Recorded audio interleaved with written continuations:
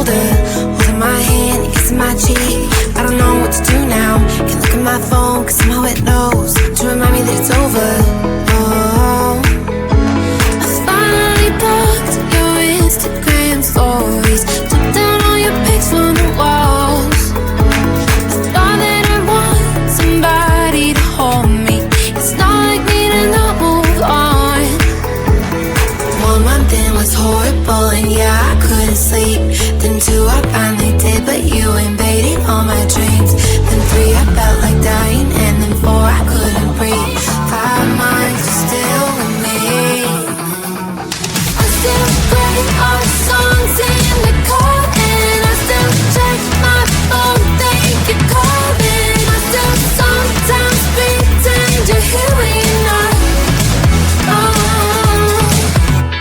And I still wear your t-shirt to bed, and I still read the text you would send, and I still wish that you were here when you're not. I wish you're gone. Thought it'd be a little clearer after some time, and I would see only me in the mirror. But you're still here looking at me. So when you said forever, was it a lie? What did you mean? Was the story really over? You know, in my book it was you and